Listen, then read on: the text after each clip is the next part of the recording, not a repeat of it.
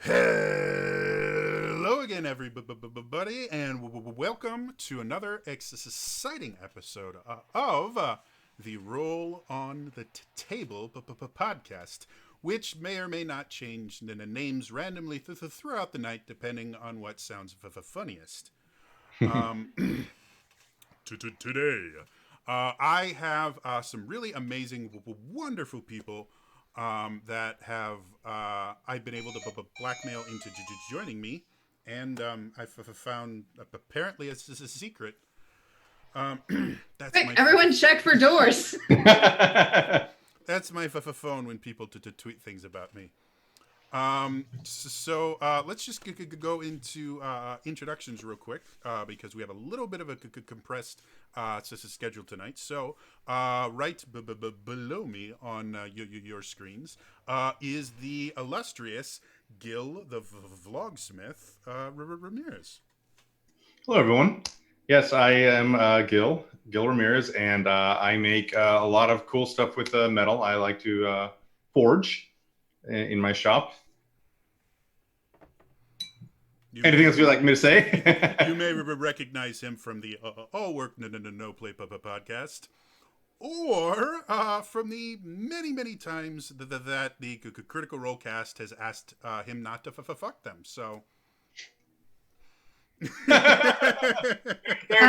there's the one F-bomb right there. Gotta be a better way to put that.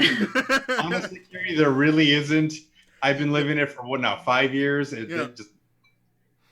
Okay, Gil, I think we need to talk, we're going to put RPGs away for a minute. We're going to talk about consent.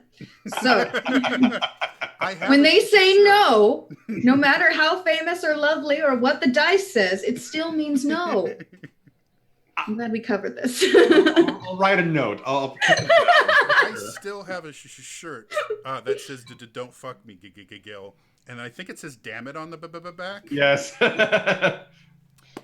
So next to Gil is the always amazing and wonderful Kiri Callaghan.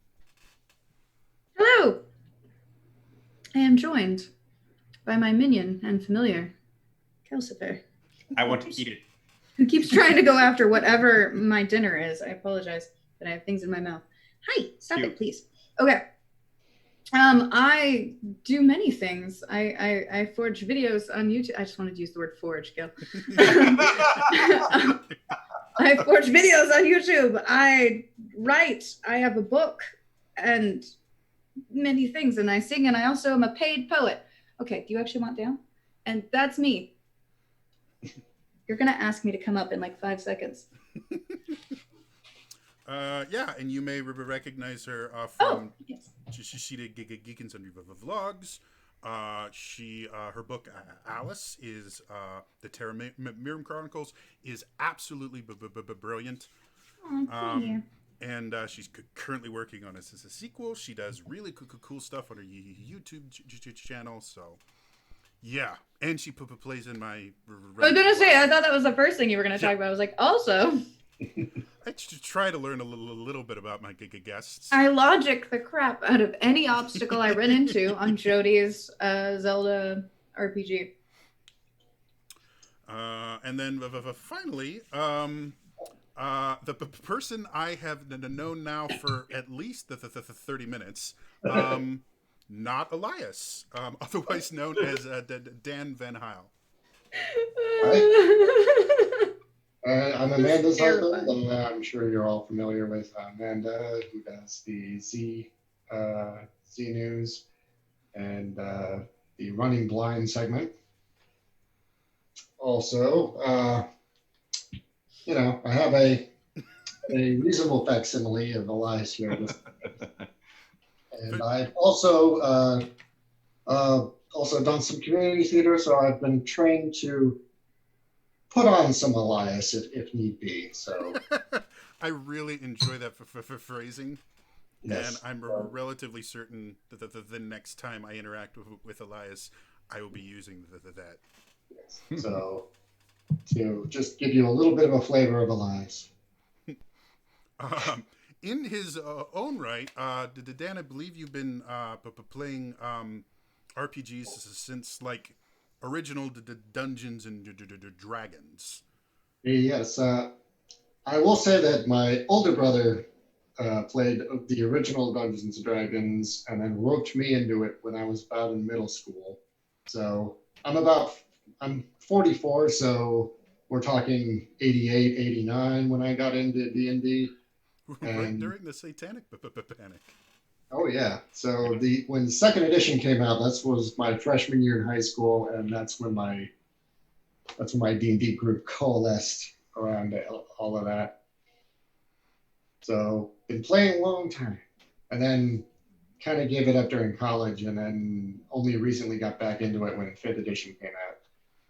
Which is a remarkably common story. Which just goes to show you the 5th edition rocks. It's really, really good. It is incredible. It's like streamlined. It brings back like some of the original stuff from the original ADD.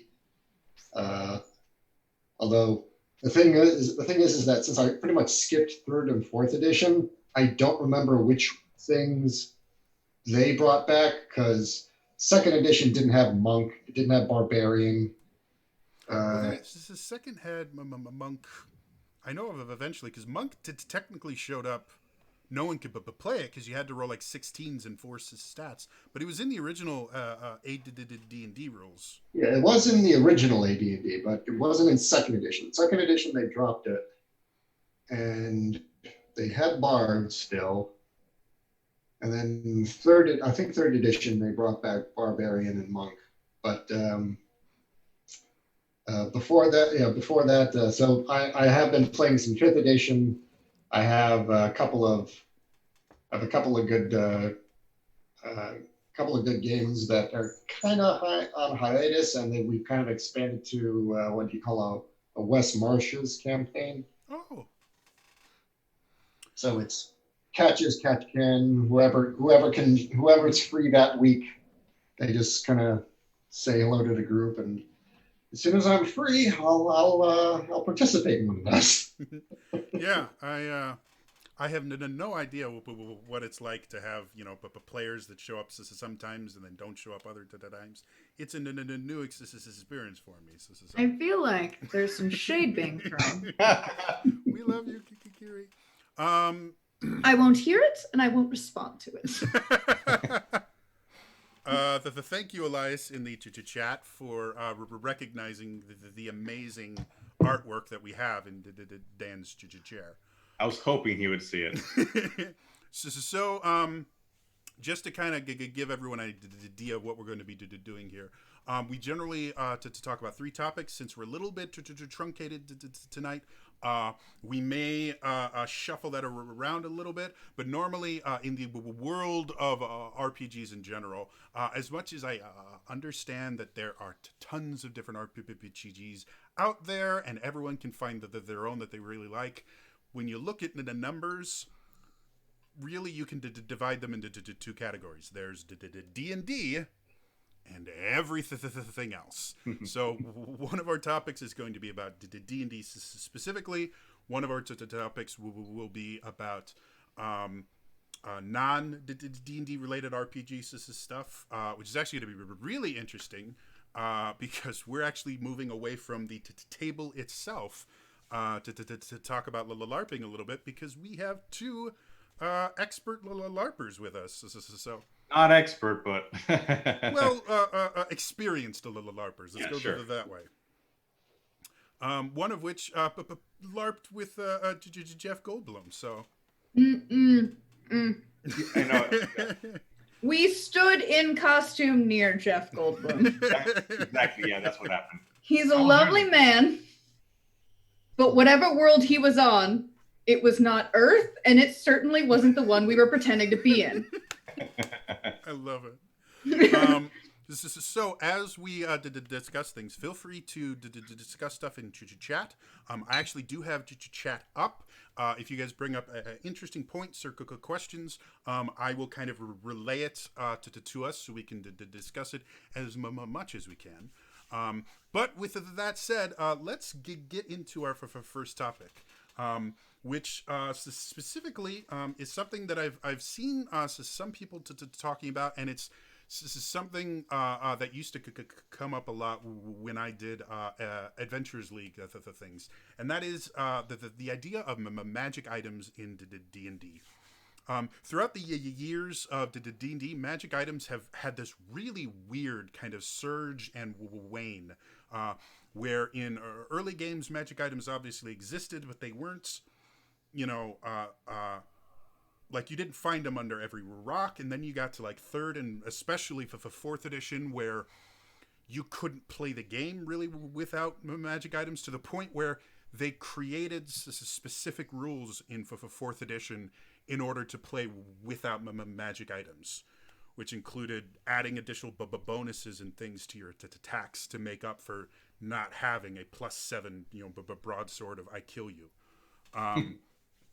And now we're in for fifth edition, and it's kind of hit this kind of interesting medium where I've seen people play very magic item heavy games. I've seen people play very magic item light games, and everything in between. So what do you guys all feel about as far as like magic items in your own games? And that's whether you're DMing it or whether you're playing. Like, do you prefer to kind of have like a Diablo style, you're constantly picking up new stuff and new shinies? Do you like more kind of sticking with the sword that my father gave me that was forged by his own hands? What kind of stuff do you like? Well, I come from a dungeon master background. The current campaign that I was running with 5 of my players had to be put on hiatus, not just because of the pandemic, but also because of the space that I'm currently in didn't have enough internet resources, so we couldn't get enough upload speed. Anyway, I personally love magic items. What I like to do, though, within the game itself is I build the magic item around utility. So it's nothing that's going to be game breaking. For instance, I handed my players, rather, they came upon a magical grappling hook that wouldn't break, that wouldn't also the rope attached to it wouldn't fray, wouldn't tear. And they have yet to use it, but I gave them that option. Hey, if they ever wanted to scale a wall or maybe hold 2 pieces of some random object, whatever, that's maybe being pulled apart, they didn't really want them to, they could figure out a way to, manage that, to hold them together, to fasten them together. Again, they haven't used it, but then I go and offer them other objects, like I think I gave them a dagger that gave 1d4 plus ice damage, and they've been using that nonstop. So, and they've actually traded hands a few times, depending on what other people had and didn't have and whatnot. I love magic items. I particularly think they're great. However, there is definitely a too much factor that you could overabundance, your campaign with them.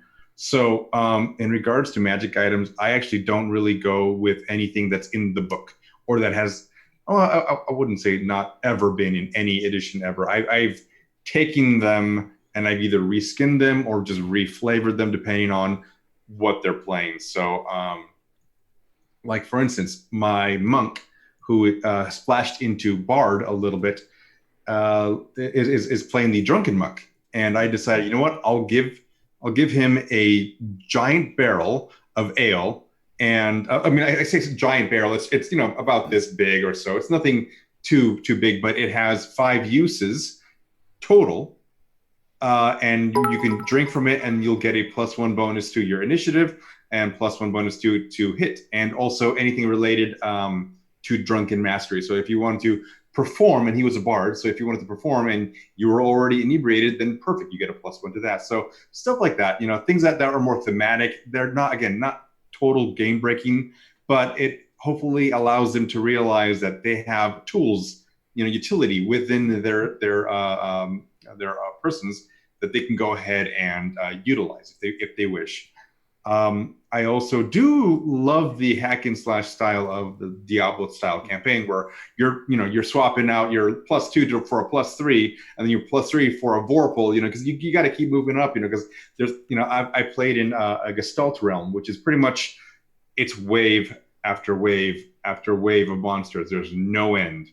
Like you were just thrown in the middle of hell basically, and now it's all descending upon you. And obviously there's heightened stats that you get with that and whatnot, but a lot of it is also, hey, here's an item that you may have just found, but also here's a wave of another enemies coming at you. Do you want it now or later? And then you have to realize that by attacking these people, you may run into your like 30 minutes of what do you call it when you attune to an item. So so it's really interesting to play like all different aspects of whatnot. I recently played a 5e game that had no magic items. So I think honestly, as long as there is D&D involved, I'm pretty much okay with everything. But I do love magic items. They are definitely a part of the lore, part of storytelling. Also, just a mundane object, a leaf could be a magic item if you tell a story about it. That seems to have inspired Kiri there. No, I had a little smile because people are being sweet in chat. I'm sorry. Oh, well, that has nothing to do with guilt. That smile wasn't for you.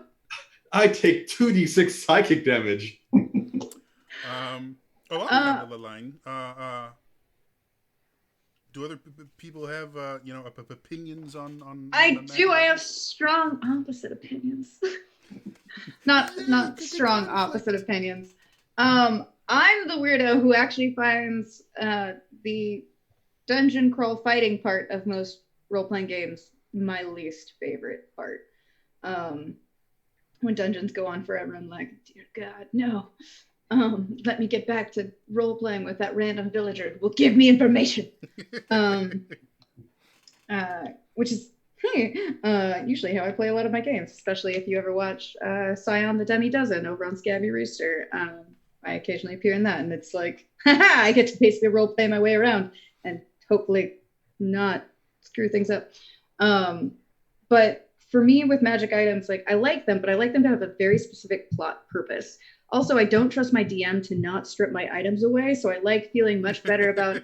I'm just being honest. Like it's like I'm fine. I've got this great. So our magic items are not working, or they're just suddenly missing. I have no skills. Shoot. And so I just like being more assured with who I am as a character. Like, all right, if I lose the sword of with +5 amazing, I like to have the knowledge of it's okay. I'm still like high with my agility score, and I've got a strength of like 1,000 minotaurs or something. I don't know. So for me, magic items, I like them, but I need a strong plot reason for them to be a thing, rather than to be so common that they might as well. I like magic to not necessarily be rare, but at least to have a point, and then have clear rules around it. Because I've also played with some people who didn't have the clearest rules around their magic items, and that might have made me slightly bitter towards it. Like, of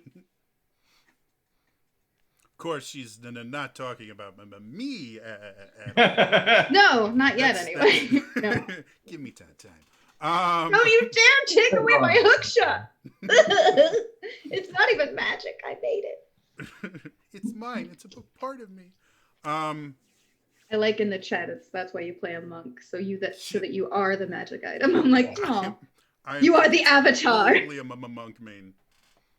The one time I played in Realms instead of DMing it, I played a drunken monk. Just because I'm like, if you're gonna let me play anything, and then annoyed Elias for 2 hours as he attempted to rein me in. It was fun.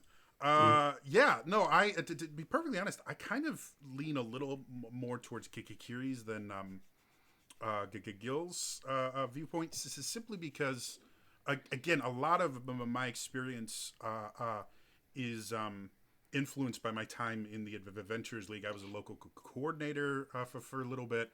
I used to do the convention scene, and magic items were a huge issue. Yeah.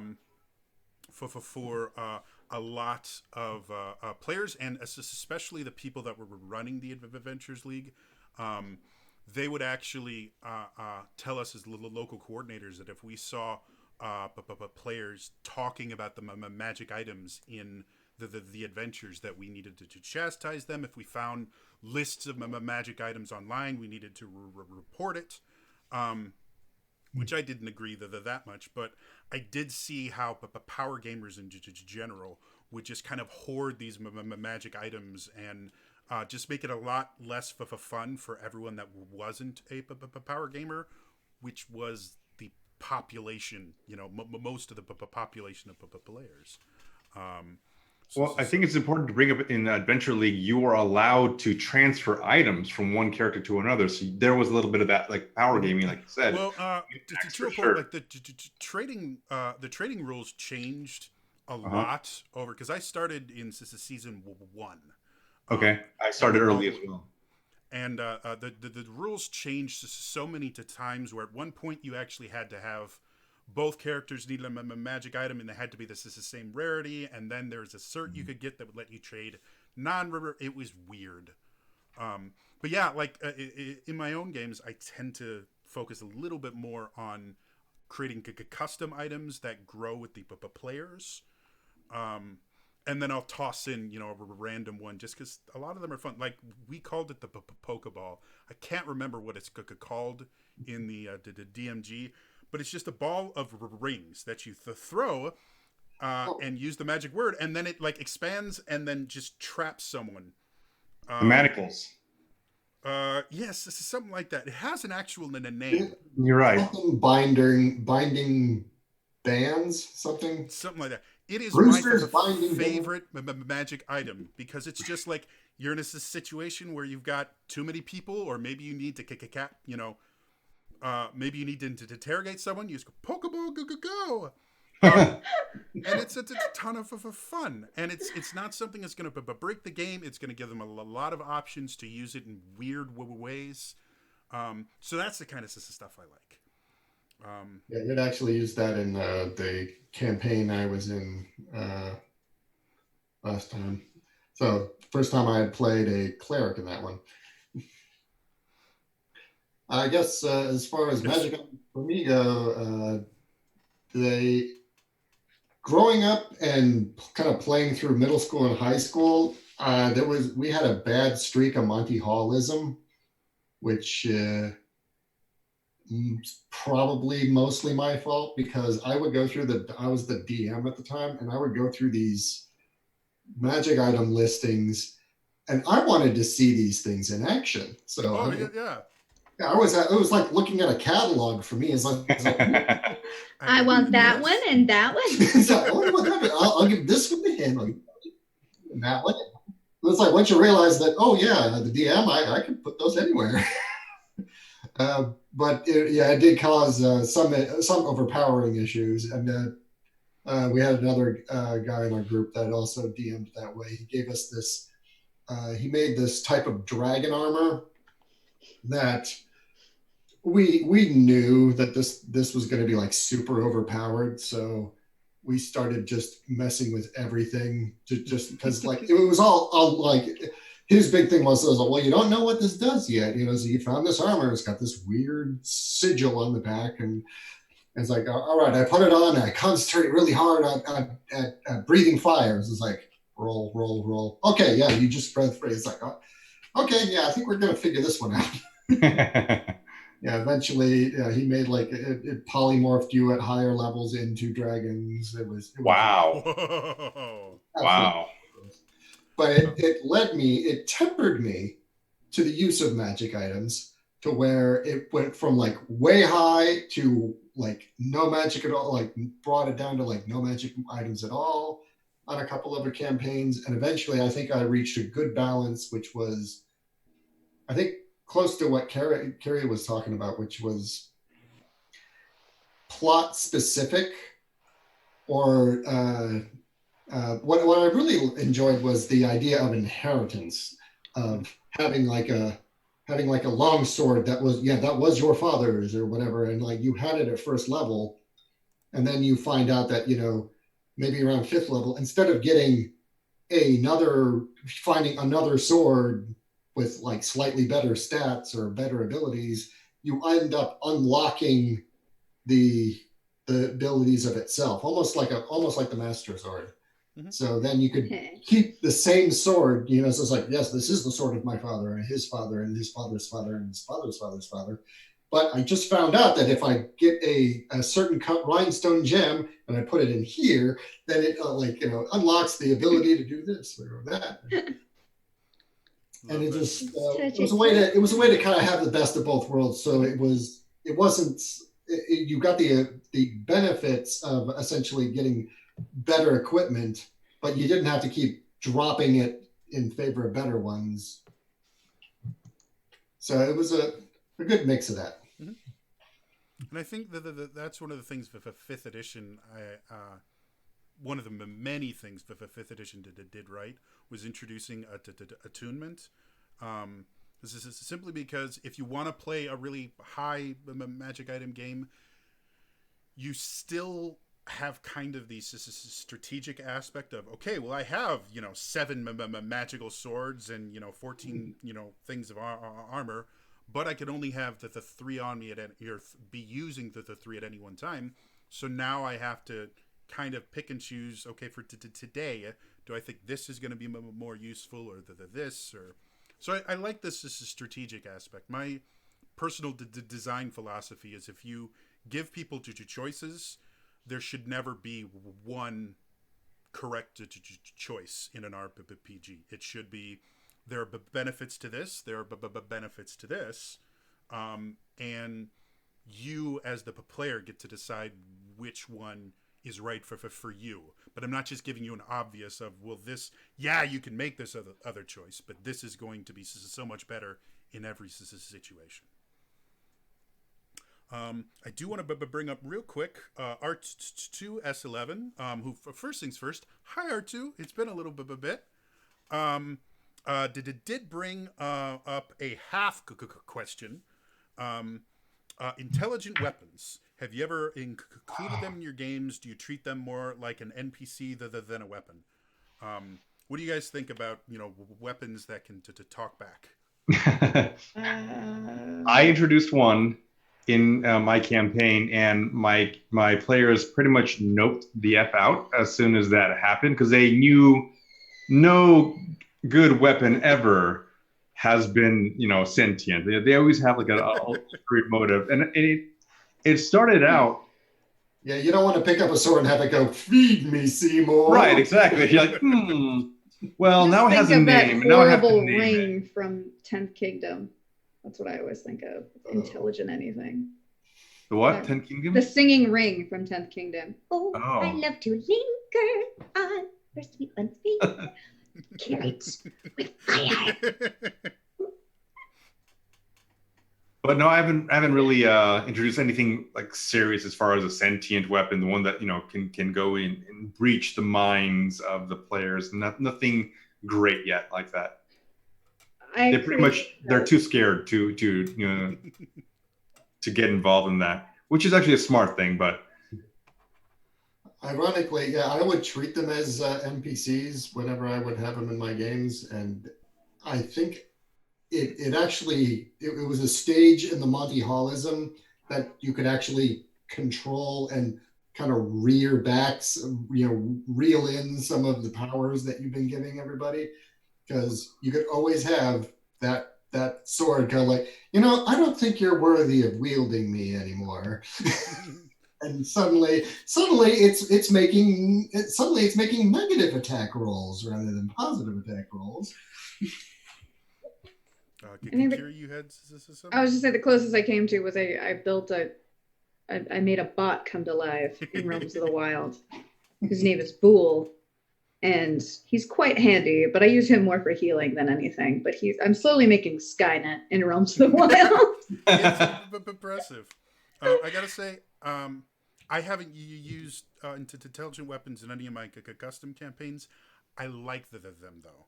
I like the idea, and not just evil ones though. Those cursed weapons, evil weapons, stuff like that. Those can really give the players a very interesting choice and character arc to play around with. But one of the people here has actually had an intelligent magic item on one of their characters in one of my games, which was Gil every so often plays in my parody campaign, and there was one adventure where the group had to go and save the Revengers, which is legally distinct enough to not infringe upon a copywritten entity. And the way they had to do it is they had these magic items that would simulate some of the Revengers' powers. And Gil chose to become a facsimile word of, I think it was Electrum. Man is what we could Electrum Man, yeah, exactly, yes. And my favorite thing in that was it had a Jarvis in it, which we might have called Jarvis. I can't remember. I think we called it Jarvis, yeah. I love that everything else we gotta avoid, but Jarvis, that's yep, on the table. No one's gonna get us for saying Jarvis. But as Gil was doing things, and all the magic items just wouldn't work. Oh God, yeah. They were supposed to. And so as Gil is doing all this really cool stuff and flying around in that, I would just use it to make snarky comments to him. Exactly. Like, I would work better if you'd stop getting me hit. It was a blast. I believe at some point I was flying and then all the engines just cut off and I just... So, use them for comic relief as well. Like I cannot stress enough, and I've learned this the hard way when one of my campaigns exploded from me just doing way too much. Like they're always into danger and never giving them a cool off period. Insert some jokes into your campaign. Give them a shopping episode. Give them a bar crawl session. Let them relax as their characters because it's so important. And sometimes get in the wagon, Luther. We're going shopping. And sometimes giving them, a smart-mouthed, sword or something is a great way in the middle of a fight to add some little levity. Yeah, absolutely. It's like, stop killing these orcs. They taste terrible. Does anyone have a mint? Will you clean me up? No. I'm not going after that ogre until you clean me off. It'd be great to do it where the sword could actually just bend, when you're trying no. You were looking at that long sword, and I could see it in your eye. Sliced hard and put away wet.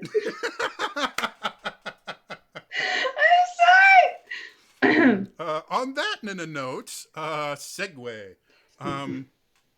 Like I said before, we have two relatively experienced LARPers with us. For those that don't know what LARP is live action role playing, and it's basically a tabletop RPG without the tabletop, with some differences that obviously they'll be able to go into.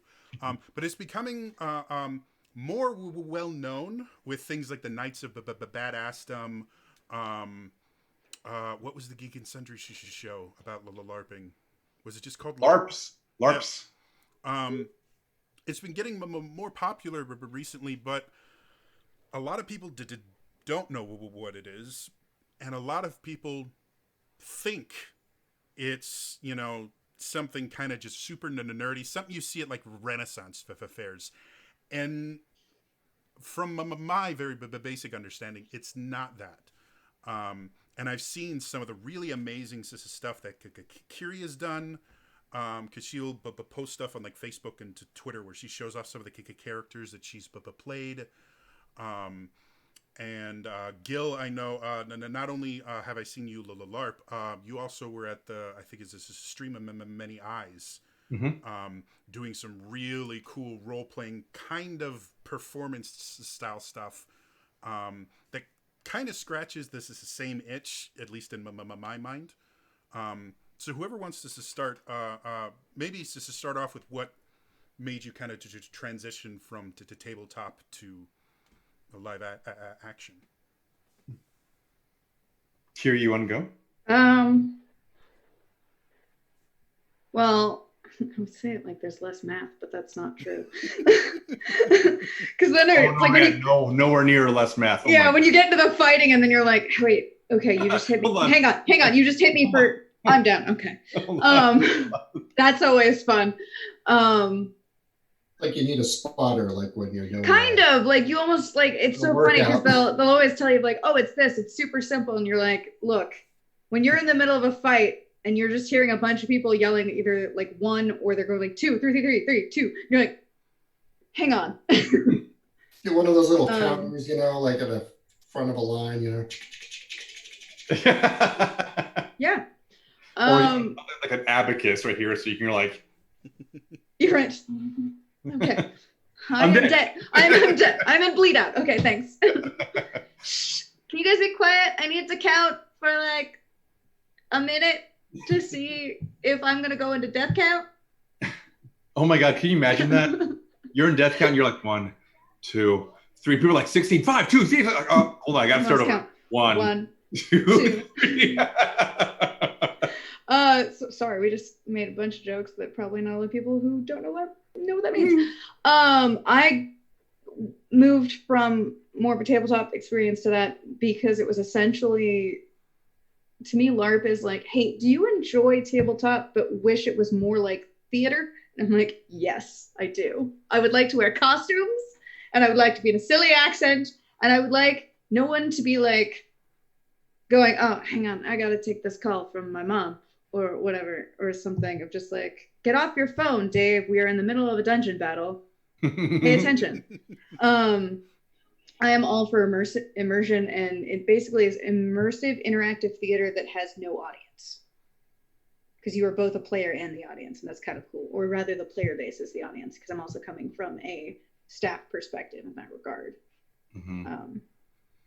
That's my like rambling reason of why I got into it versus tabletop. Go.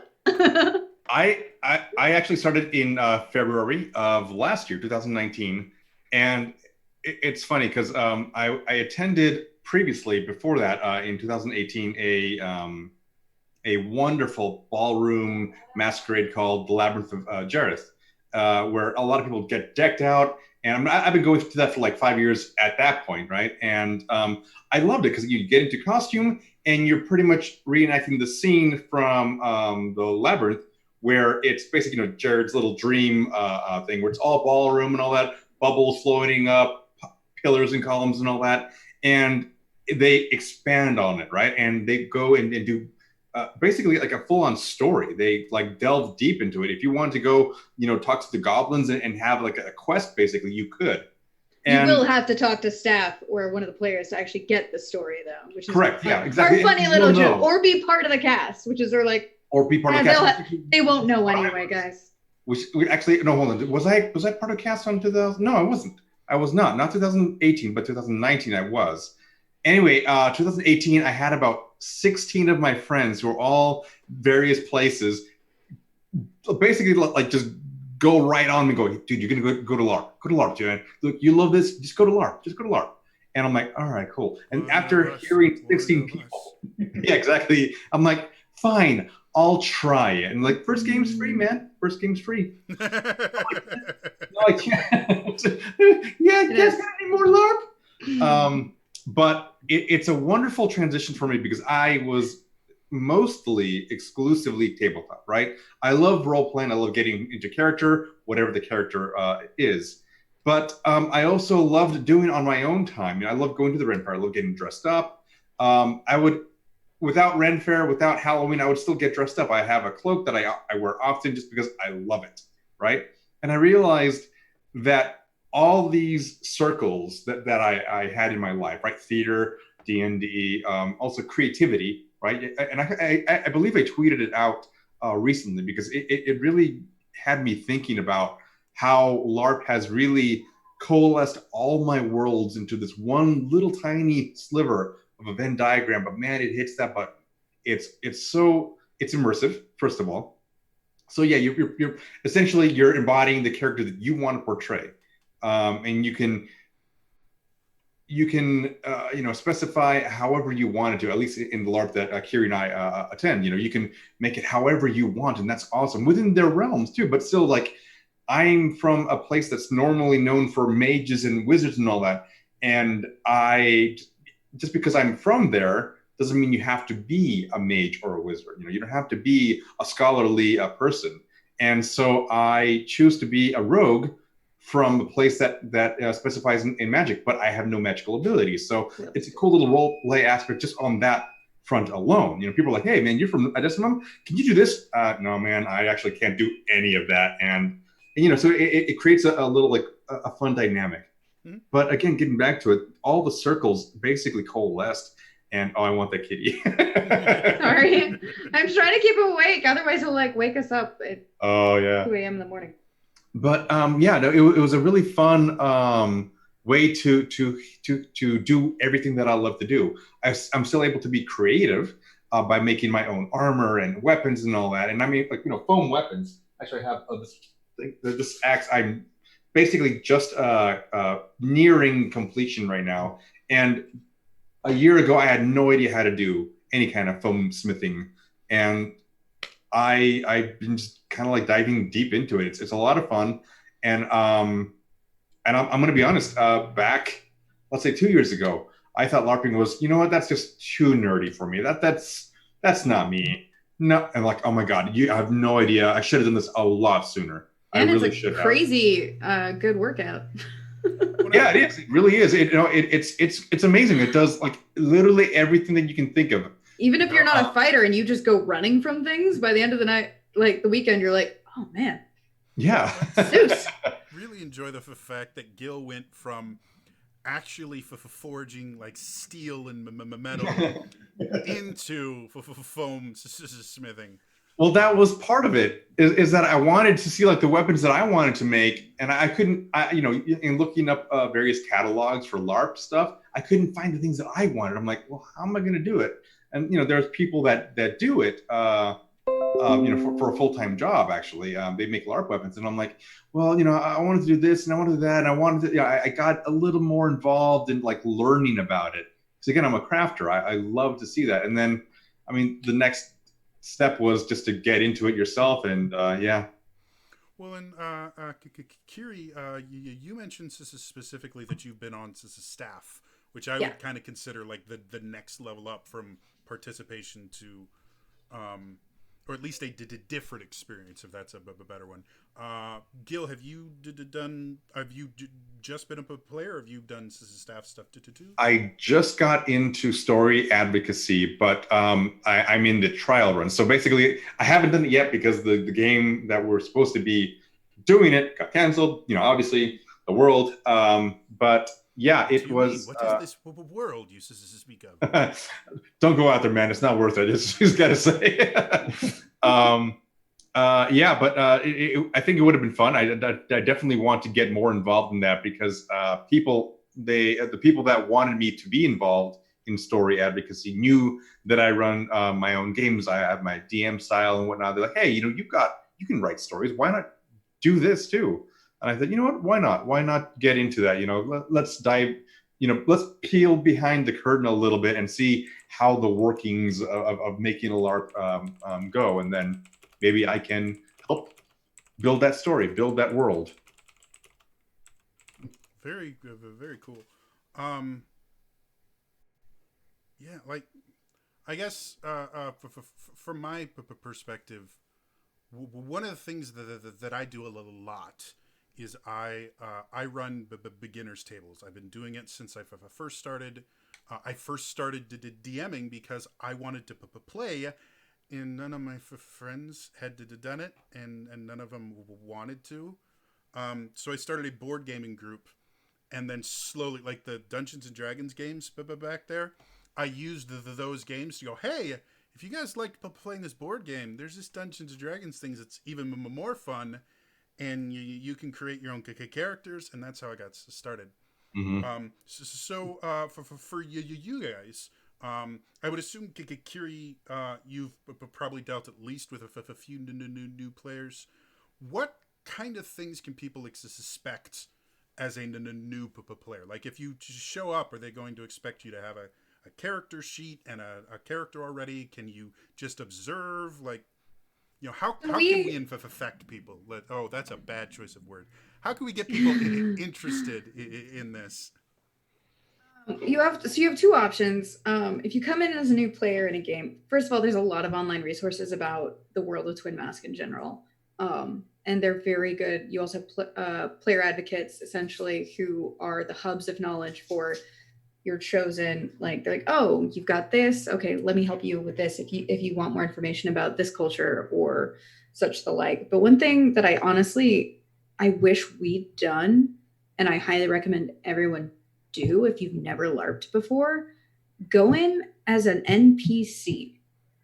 Like for your first game, you can go for just like, because it goes over the whole weekend. You could go for just like a Saturday, just for Friday night if you want. I highly recommend go for a Saturday, spend the whole day as an NPC. Your game is free. It doesn't count as your first game as a player. And that way you are immediately sort of immersed in what's going on. Every time you're set out in a mod, you have someone with you to go like, okay, here's your stats, here's how this works. Like they'll walk you through the basics, and you kind of are not thrown into it, but thrown in a way that like, it doesn't matter if you fail. Like I was very scared of combat my first game, and then we went on our NPC shifts and we got to be like these hordes of undead, which was great. And I found myself just being like, oh, I don't care if I die because I'm gonna just like respawn in like a minute. So you go all out. Like obviously you should keep to the rules, like don't charge people or whatnot, but there was no hesitation. And because it's also like no, depending what LARP you go to, know what the rules are in regards. Ours was is a lightest touch LARP. It's not dead yet. Sorry. What year is it? Boy.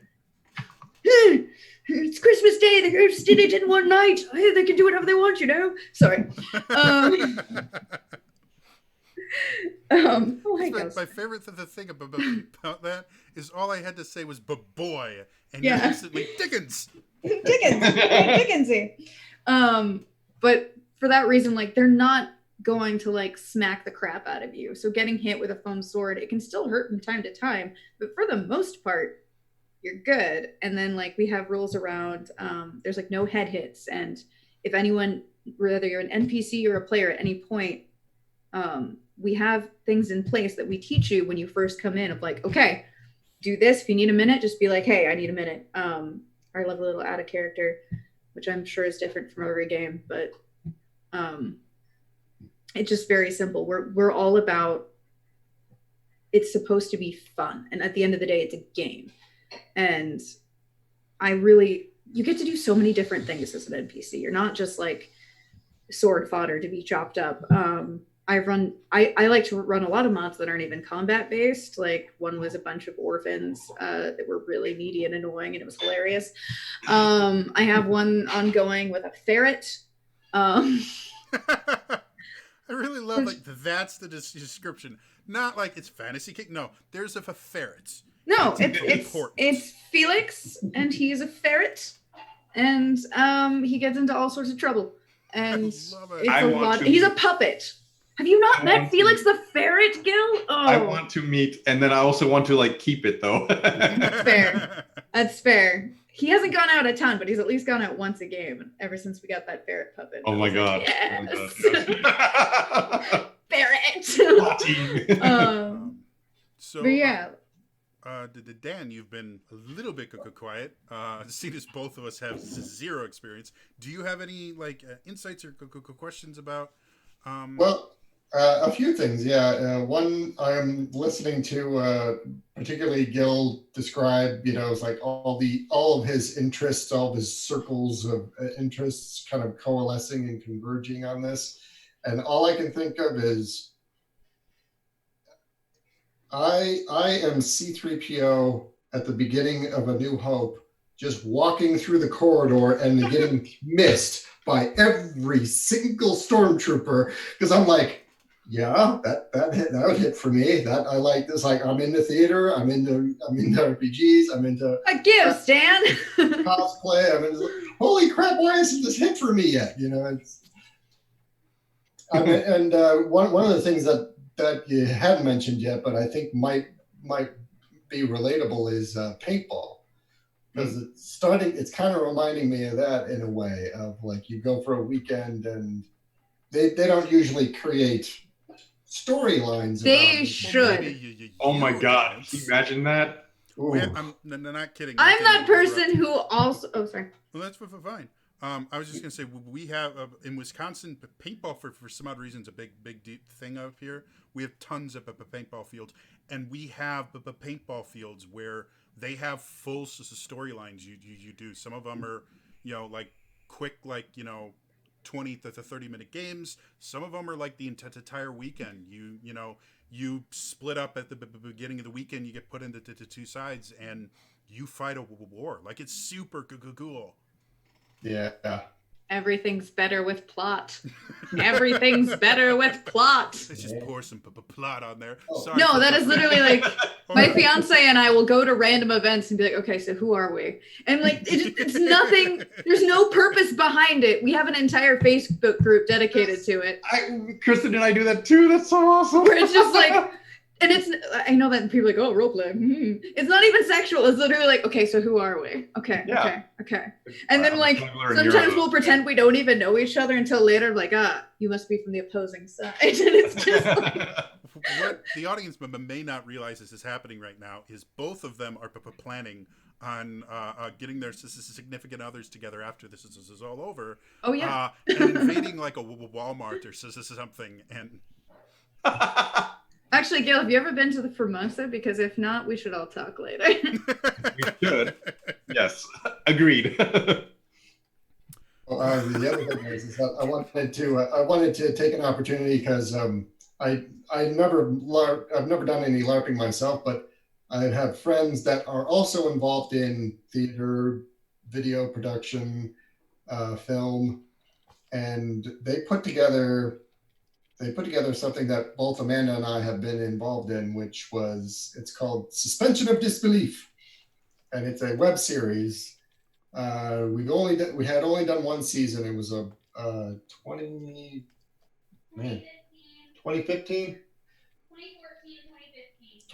2015. Hi, I'm Amanda. Yeah, that's Amanda off screen. But it is a comedy series that pretty much lampoons mostly LARP type stuff because they were pretty much all the major screenwriters for it were involved in LARPing. So it pokes fun at LARP. It pokes fun at like World of Warcraft, regular tabletop, pretty much anything fantasy, high fantasy related gets skewered in it. And you'll get to see me in like various types of makeup. So what was it called again? It's called Suspension of Disbelief. So to always be said like that. Is it on YouTube or where do people find it? I think it's still on YouTube. Okay. So yes. People in chat, check it out. I'm going to check it out as soon as we're done here. I will admit the first episode of this, which actually some of the guests from that episode are in chat. I just called this the Sell Me podcast because all we did was just we had Don Diego on, Classy Don, and he just kept going, well, I have this podcast that I do. Well, I did this thing, and it was so funny. So yeah, just plug everything. Really quick, because we're getting to the point where we need to end this. So this will kind of be a real quick quick fire round. Our current event topic is actually something I went to r/RPG. Reddit is both amazing and a dumpster fire at the exact same time. But if you find one of those Reddits that you just click with, you can find so many cool things. And one of the topics I found was a DM was kind of deriding the fact that they have a player that always plays the same character. And this is a specific instance. It was literally this is the same character, like the same name, the same everything. They would just kind of shift the character to every single game. And that's something, again, from playing conventions and running games at conventions, I saw that with people who would always play the same character. And I saw people like me, where I think I still have 6 or 7 Adventures League legal characters that I haven't touched in years because I can't go to conventions. So my questions to you guys were really, really quick. What is your opinion about people that either have just a type of character that they always play, or maybe they have a specific character? I myself, my Shadow Monk Aether, the first thing I do when I get in a new RPG is see if I can make the same character just to test out their character creation. So what are your guys' opinions? Do you think it can be a positive thing? Is it a lack of good creativity? Does it cause problems? Just because we've kind of gone this way the entire time, which is my camera's reversed, but it starts with Gil normally. Let's start with reverse. Dan, have you experienced this in your 2 decades, the 3 decades or so of D&D? Yeah, you're talking to the guy that would play the half-elven ranger every single time. that was my jam for the longest. And if it wasn't a half-elven ranger, it was probably a half-elven something like rogue, or when we moved on to it, when we started bending the rules a bit, I had a half-elven paladin, which was a no-no in second edition. Second edition paladins had to be human. Mm-hmm. But then they let all the other races do it. The jerks. Yeah. Well, one of the things I like about 5th edition is that I think it allows you to be anything you want, and you don't have to have any particular stats to be anything you want. So it's not like you end up with like a bunch of 8s for your stats and be like, well, I can't apparently be anything. Which is why I don't roll my stats. Yeah. But I took a conscious choice to not play a character or play a character class or race that I've already played before. So each time I roll up a new character, I make sure that I pick something I've never been and something I've never done. So it started off with 5th edition. I played a Fire Genasi cleric because I had gone from 2nd edition to 5th edition. I was like, well, I've never played a Genasi because it was never available until now. So I jumped in on playing a Genasi. Introduced with like Planescape and yeah, it was like 3rd edition. I mean, well, Planescape was 2nd edition, I think, but I don't know if the Genasi were a playable character race until 3rd edition. But all I know is I've been playing half elves all my life, and I was like, let me branch out. Mm-hmm. And I'm assuming you've enjoyed it at least, but partially. Oh yeah, and then I moved on to my second one was a Tabaxi monk, also a shadow monk named Shadow. For the win. Yeah, that was one where I enjoy kind of taking characters and not mimicking like superheroes or comic book characters directly, but sort of making up kind of like my own origin story version. So this one was going to be, who knows what evil lurks in the hearts of men? The shadow knows. So because I was like, okay, he's a monk. He's going to have like those mind power abilities and be able to, bend stuff and do all sorts of stuff. Bamf around. That's my favorite thing. Cloud men's minds so they cannot see him. Dip into shadows and all this sort of stuff. So cool. I decided Shadow Monk, and I started playing around with that idea, and I do enjoy that. So I'm glad that I branched out because And then I took a even funnier tack with Wes March's game. I had come up with a character to test out of some first level. We were play testing some first level modules and other things that our DM was experimenting with building. So I was like, all right, first level human fighter. Doesn't get any simpler than that. I've never actually done it. And it occurred to me, so I was like, I've never actually played a fighter. I've never actually played a human. That's like the basics. But that's like how more original D&D could you get? Mm-hmm. So what I love about him though is that just a regular human fighter, it's just so many options available. So even with just going with that, I was like, okay, I could make him a defender, make him a shield warden, or something like that. Mm-hmm. So I'm very glad I've branched out, but I did enjoy playing. There's some advantage of just knowing mm-hmm. the character type that you play, because then you know the advantages, you know the disadvantages, you know what to play towards, you know what to avoid, kind of stuff.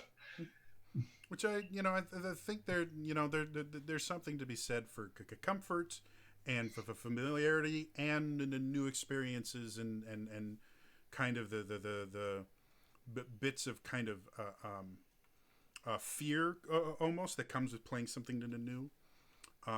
Keeping on our, God, I can't do this flip camera thing. Kiri, you have cool things to say. Do I? No. We're going to pretend until I can figure out what left and right is reversed. For me, I also was very much the same, like whether it was D&D or video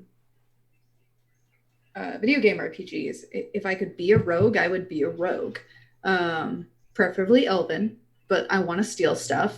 I want pointed ears, and I want to be smaller, just because short life. I just want to be fey and steal things. Oddly, when I really started branching out more was LARP, was because it was a matter of like, okay, well, I've got these mechanics, but I don't really want to steal stuff as much as like I want to be like, I've got an NPC who's very much a fighty person and is scary and terrifying and gruff. I've got I don't know what I'd even call her. I guess I've got a healer who's my PC, who would probably burn you with some comment before she heals you. What? Kiri plays snarky? No. Not snarky. Just we don't spill the tea here, dear. We serve it. I know full well. Oh yeah, no, it was one of my favorite. I think that was the first time I really got to interact with Gil. Actually, was a Scabby Rooster game, and I became the Empress of Shade. That's right. I got burned. It was great. Mildly, I got burned. I got rolled. I got steamed. Because he very much was like trying to like screw me over because I had a curse on me, and then literally like the turn after. Oh I was gifted the ability to give my curse to anyone, and I was like, "Oh, it was so good." Hey, we're friends, right? And I've got another NPC who's a diplomat, and I can't talk more about her beyond that because that's really all that's player facing. And then I've got another NPC who's a mage because Fae. So back to kind of the idea behind the topic.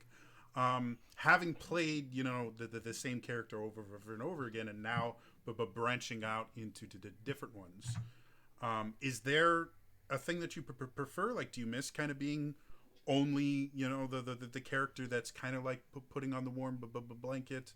Do you enjoy the variety?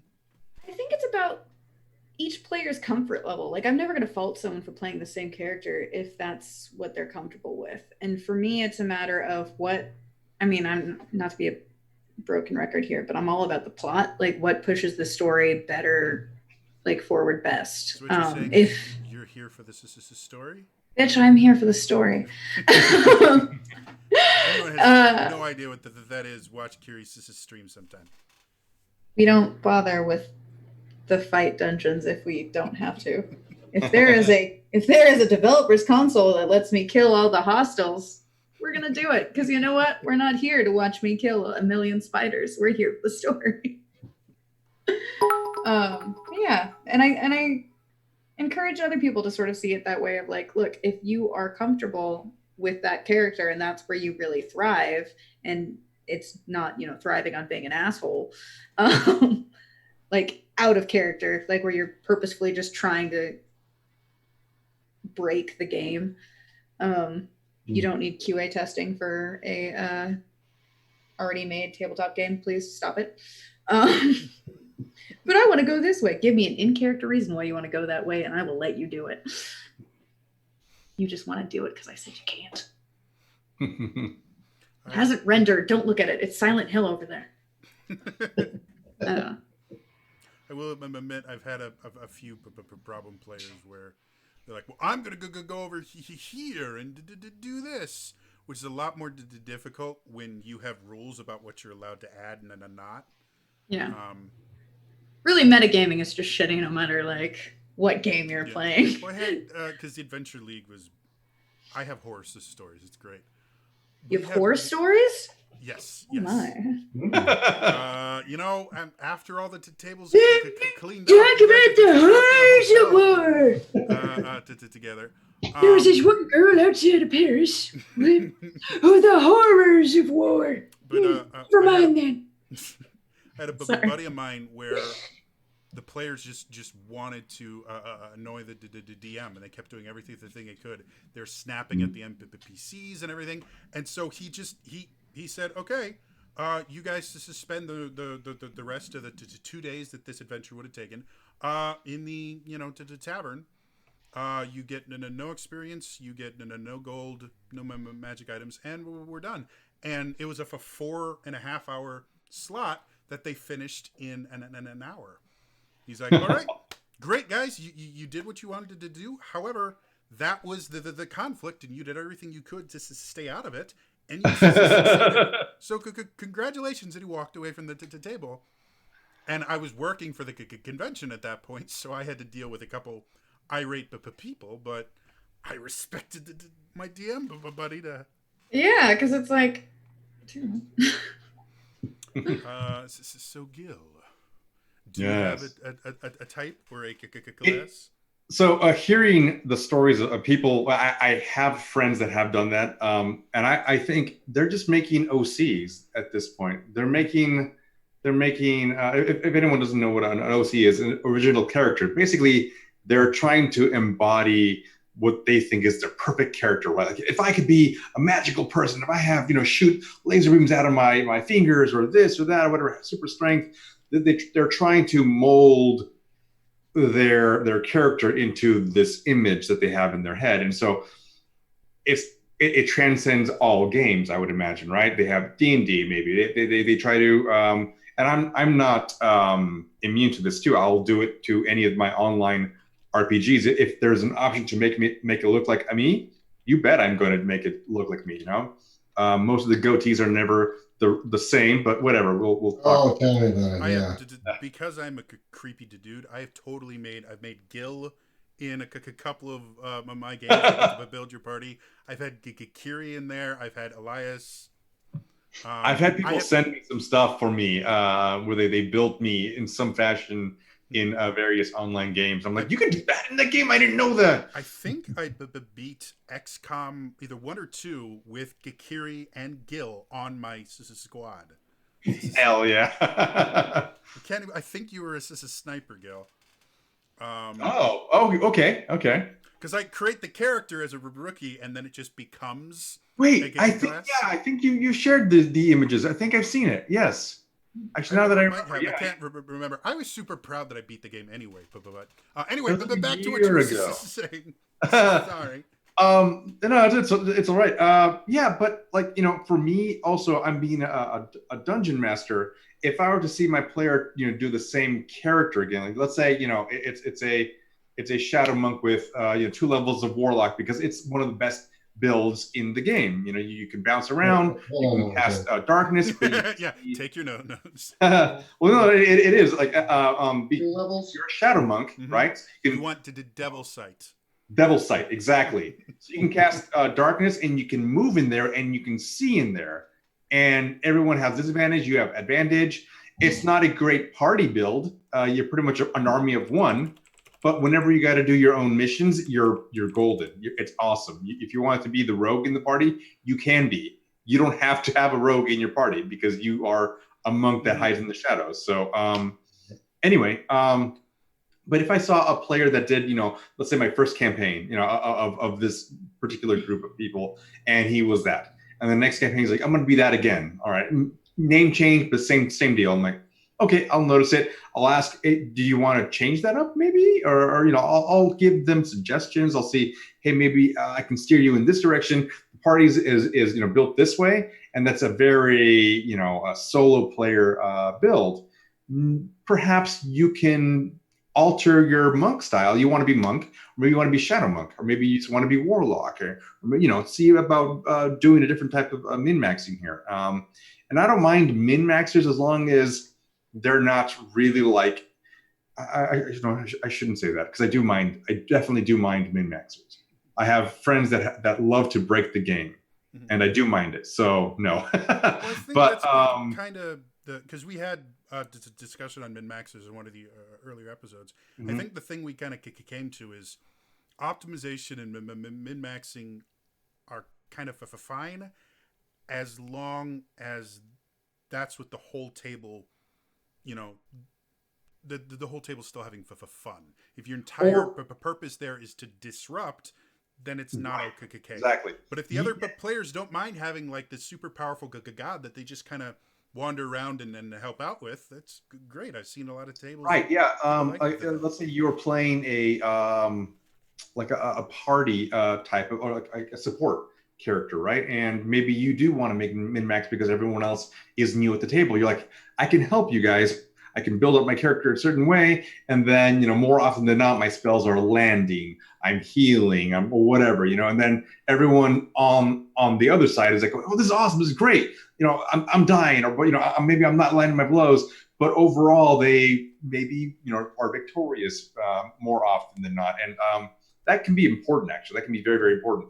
Sometimes you want that special player in your group as long as they are mature enough to handle that, to handle that responsibility. You're given a great power, use it wisely. Don't piss off the DM, Yeah. Otherwise, rocks fall. Everybody. Yeah, everyone dies. Exactly. But I would try to steer them away from doing the same monotony of their character. See if they want to branch out, because sitting down with a player, having session 0, first of all, with everyone going, all right, well, let's see how we all connect. Because there might be like you could be friends outside, and something in the game could just be one of those little bone of contentions that kind of ruins it. Like the party dynamic doesn't really fit well, and you want to make sure that that's there. You kind of throw them some crazy stuff, and like, well, James over there doesn't really like the fact that Billy seems to be hoarding all the gold and not telling anyone, even though that's within his right. So now we have the whole metagaming aspect of things, and blah blah blah. Makes sense. So yeah, like I said, this week we're gonna try and cut things a little bit short. But yeah, I think this has been really cool. Thank you so much for joining me, especially to talking about LARP. I know you guys play. I think it's Twin Masks is Twin Mask. Yeah. Yep. So Twin Mask is in the LA area, Southern California. Southern California. So that is one. If it's something that you guys are interested in, I know the LARP is not quite as widespread as a lot of other hobbies right now. Right now, outside of what's happening. However, if you look up, I know most places where you have nerds gathered, that there are either smaller LARPs or things like that. where you can start to dip your feet in. So, check it out. Some people may absolutely adore it. Some people it's not their thing. But as an RPG enthusiast and a theater guy, first time I went to college was for a major in theater with a minor in music because I didn't want to make money with either of my degrees. Yeah, I love the idea.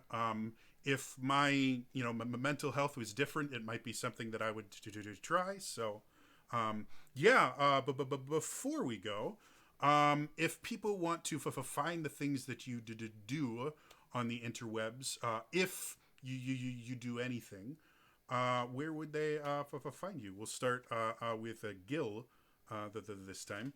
Gil, if people want to find you on the interwebs. I wanted to really quickly say for LARP, there are two different types of LARP. There is the boffer LARP, which is the one that Kiri and I play, and there is the parlor LARP, which has basically no fighting whatsoever, and you're pretty much doing nothing but role play. You're developing your character. Sometimes you're given a character blindly, and then you go throughout the night or weekend or whatever exploring that. So I think Vampire kind of falls within that parlor LARP stuff.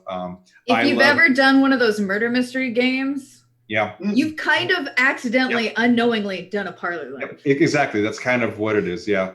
I love the boffer LARP specifically because I can fight as well as role play, and I do equally enough of that both. So it's great. But yeah, awesome. You can find me pretty much everywhere at Gil the Vlogsmith. VLOG, like the stuff I used to do back 5-7 years ago. Oh my God, how long has it been? Anyway, yeah. I interrupt. Do you sign? I do not sign, but I mean, I know figure spelling, and I'm like, I do know enough. I do know enough sign to do. I don't sign. But I know the alphabet. I know a few words and whatnot. Sorry, I get thrilled when I see ASL or any the sign language. I get thrilled because I love it. Anyway, cool. Just go back to people for finding you. Yeah, and I pretty much I'm a blacksmith, so I bend metal to my will because I am a bastard. You can find me pretty much everywhere. Twitter is where I mostly hang out. I've got a Facebook fan page. I've got an Instagram, YouTube, and all that other stuff. Twitch as well. And I try to. It's hard to split my attention in multiple ways, but you can definitely find me on Twitter. Mm-hmm. And if you do follow his Instagram, he shows cool pictures of this. This is stuff he makes. Kiri, if people want to find you, or we actually had in chat, someone was kind enough to actually link your book. Yeah. So someone wants to do that again. Buy local if you can. It's support. Yes, please do. Businesses. It's through every. It's in the library catalog. It's through the Library of Congress. All that jazz. Like if you have a local store that you like, even if they don't have it on hand, which they probably won't because it's a smaller publisher. Ask them to order it for you so that they get the money. I highly, highly urge you not to order through Amazon because they drove the price up and I don't have any control on that.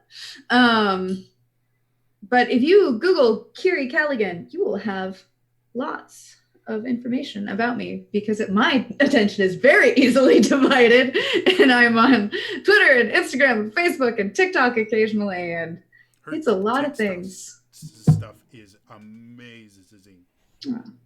And Amazon or book stuff is also and my publisher's site is on my website, so if you want to get my book through there you also can. Which I believe is at KiriCallaghan.com. KiriCallaghan.com, and it looks different than it used to because my website got a virus and the people who hosted it were not helpful, so I just said, all right, we're gonna go to a new host now because screw you guys. And then Dan, I'm actually not sure how much you do online or how much you want to invite my audience into your life, but well, what I could do is, I could plug my sponsor here. If anyone's wondering why we have Elias's face, Elias was going to be on the show tonight. He unfortunately had a conflict. And Dan was Follow kind me enough at Minecraft. with like the 3 hours of notice to kind of jump in for us. So for first things first, let's thank Dan for just being such an awesome dude that he jumped on this kind of weird, almost kind of intimidating podcast where we're talking about I LARPing. got to talk about D&D in forever, and Amanda hates it. So, But yeah, that's why Elias is still here. Mhm. But yeah, if you guys want to know more about Elias, he is Elias Thompson everywhere is how he says it. He is one of my closest friends, and he's wonderful. He does this stuff for Zelda Universe, which is where I know both Dan and Amanda from. He streams on his own channel. He has a channel called Winecraft, where on Wednesdays he plays Minecraft and drinks wine with another buddy of mine, Saturnaut. And they're wonderful, lovely people. Mhm. As long as we're plugging people that aren't here. Amanda's really nice too. She may not like our PGs, but she's a nice person. But she does. She is a fan of video game RPGs, Oh yeah. particularly Japanese video game RPGs. Cool. She is very much into Fire Emblem Three Houses. She occasionally streams that. She does Ring Fit every so often. She's on Twitch. I believe she's Panda Princess. Yeah, it's without Panda my sister stutter. Yeah, Panda Princessa with a little A at the end. Yeah. And I guess if you want to follow me, I do some Twitch streaming. It's mainly, oddly enough, it is a combination of two things. It is Minecraft, so we get a little bit of Elias in there. And lately, I have been going through. I play in survival mode, but I just build stuff mostly. And the things I've been building stuff out of the D&D Castle Guide. Very so cool. I built the Cyclops Keep to scale. Very cool. Now I'm working on the Castle in the Moors. And that thing is a monster. But eventually, I'm hoping to tackle building the entire Castle Ravenloft. That would be cool. Walking through Ravenloft in Minecraft would be a trip. Oh, it'd be insane. I don't think I'd be able to do the elevator trap, but I might be able to figure something out. Redstone, that it can do it. Redstone does everything. Yeah, I mean, the trouble is if I had to build it in Redstone, it'd take up most of the castle, I would think. Push this, push this up, push this up. Anyway, like I said, thank you so much to everyone, all my guests. You guys were lovely and wonderful. Thank you to everyone that tuned in today and all of the cool stuff you guys were doing. That is going to be it for me today. So that's all for me today, and I will see you guys next time. All right? Bye.